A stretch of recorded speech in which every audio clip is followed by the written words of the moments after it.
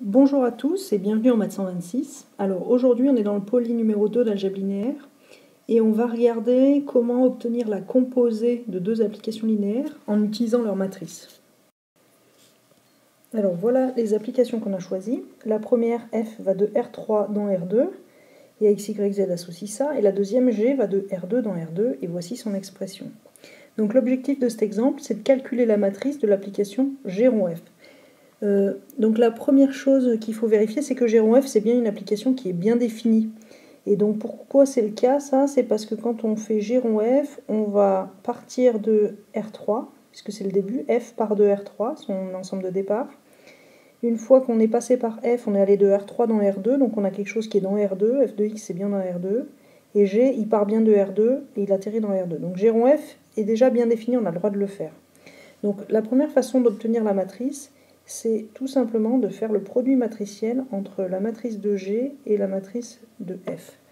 Donc, let's go, on commence par écrire la matrice de F. Donc là, je ne rentre pas dans les détails parce que ça fait 10 fois qu'on en parle. Si c'est toujours pas clair comment écrire la matrice de l'application F dans la base canonique, je vous invite à regarder les vidéos précédentes où c'est tout indiqué. Ok, alors, première colonne, 1, 2, deuxième colonne, 1, 3, troisième colonne, moins 1, 1. La matrice de G, première colonne, 1, 1, deuxième colonne, 1, moins 2. Ok, donc maintenant, pour la matrice de G rond F, on va faire le produit. Donc AG fois AF, let's go. 1, 1, 1, moins 2. 1, 1, moins 1, 2, 3, 1. Donc là, pareil, si faire un produit matriciel, c'est quelque chose qui est dur pour vous, et bien reportez-vous au poly d'algèbre linéaire numéro 1, dans lequel il y a la pratique du produit matriciel. Donc dans cette case-là, je vous rappelle, on fait 1 fois 1 plus 2 fois 1. Donc ça fait 1 plus 2, ça fait 3. Colonne d'à côté, toujours sur la même ligne. 1 fois 1 plus 3 fois 1, ça fait 4. Colonne d'à côté, moins 1 plus 1, 0. En dessous, 1, moins 4, moins 3. Ensuite, 1, moins 6, ça fait moins 5. Et ensuite, moins 1, moins 2, ça fait moins 3. Donc, le résultat qu'on a obtenu ici, c'est la matrice de l'application G rond F. Donc maintenant, on va voir la deuxième façon qu'on a d'obtenir l'expression de cette matrice. Vous allez voir, la deuxième façon est un peu plus compliquée. Alors la deuxième méthode est un tout petit peu plus brutale. Si on veut la matrice de G rond F, on va commencer par calculer G rond F. Donc G rond F, je vous rappelle, c'est quelque chose qui va de R3 comme F et qui atterrit dans R2 comme G. Alors c'est parti, G rond F de x, y, z, qu'est-ce que c'est? Alors, tout simplement, on dit que c'est G de f de x, y, z. Donc f de x, y, z, c'est x plus y moins z, 2x plus 3y plus z. Donc là, on a remplacé f. Et ensuite, ce truc-là, ça sera le grand X pour G, et ce truc-là, ça sera le grand Y. Donc maintenant, on applique la formule de G.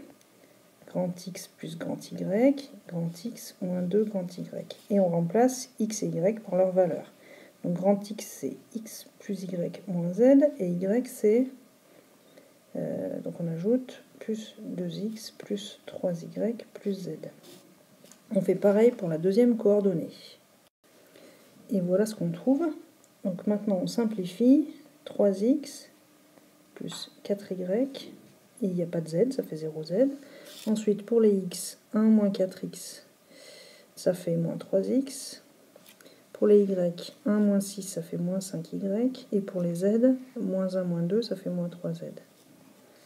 Et une fois qu'on a cette application, donc ça c'est G rond F de x, y, z. Une fois qu'on a cette application, et ben, comme toutes les applications, on peut écrire la matrice associée à cette chose-là. Alors, c'est parti. Qu'est-ce qu'on met dans la première colonne? On met l'image du premier vecteur de base. Donc le premier vecteur de base, ça va être 1, 0, 0. Donc ça fait x égale 1, y et z égale 0. Donc ça nous donne 3, parce que x égale 1, et pour l'autre, moins 3.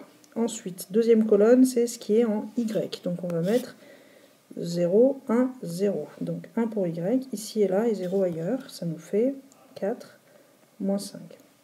Et ensuite, la troisième colonne, 1 pour z et 0 pour x et y. Donc là, on n'a pas de z, et là, on en a moins 3. Donc on trouve 0, moins 3. Et donc, si vous remarquez, c'est exactement ce qu'on avait trouvé en faisant le produit matriciel AG fois AF. Et ça conclut donc cet exemple.